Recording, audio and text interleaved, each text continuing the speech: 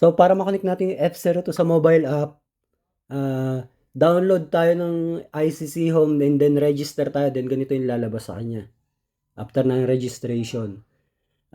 Dapat ang wifi ng cellphone nakakonect siya sa 2.4G. Yan. Pipiliin natin yung 2.4G sa bahay. Usually naman lahat ng internet connection may 2.4G yan. Kung naka 5G, ililipat natin sa 2.4G. Then yan. Tapos pasok tayo sa settings ng smart lock. Buhayin natin interface.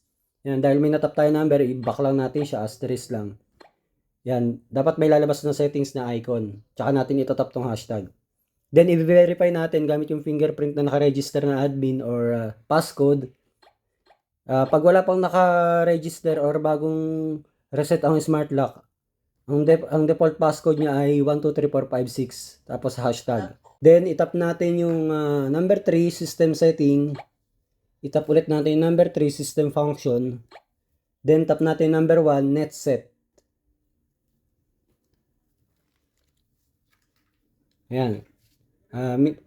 Minsan may kusang lalabas na dyan. Pag wala, pwede natin itong itap yung add device. So antayin natin baka sakaling may lumabas. So ayan, lumabas na siya. Tap natin siya. Tapos ayan, 2.4G dapat siya. Tapos ilalagay natin yung password ng wifi natin sa bahay. Then tapos continue lang.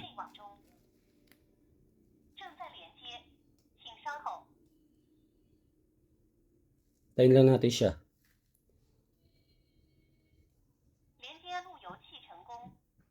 Connected na daw siya.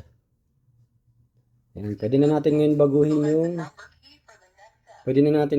yung name ng app ng smart lock. Halimbawa main door. Tapos next step lang natin siya. Next step. Close lang natin siya. Next step lang. So ayan. Puntahan tong settings. Tapos yan sa may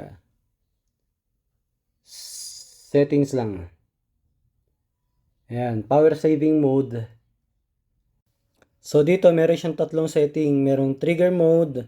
Ang trigger mode, kapag ka may nag-activate sa smart lock, halimbawa nag-access, pwede nating iset yung oras na within 5 minutes, connected pa rin siya sa wifi. So ibig sabihin, within 5 minutes, pwede nating ma-view yung camera, ma-open natin yung camera sa app kahit nasa ibang lugar tayo.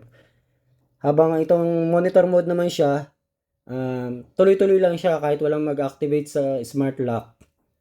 Mabibigyan nyo anytime. Pero syempre, power saving mode kasi ang trigger mode eh. Mas matipid siya sa battery kapag naka-trigger mode. Then itong image transmission mode naman, disconnected siya talaga sa wifi. So mag-activate lang yung ano niya kapag may nag-tap ng doorbell sa smart lock. Doon, magpipicture siya tapos pwede na natin ma-view yung camera kapag may nag-tap ng doorbell. Ito yung pinakamatipid na battery. So, depende sa gamit nyo kung anong mas kailangan nyo, doon natin siya isiset. Kung trigger mode or monitor mode or image transmission mode. So, yan yung mga option dito sa app.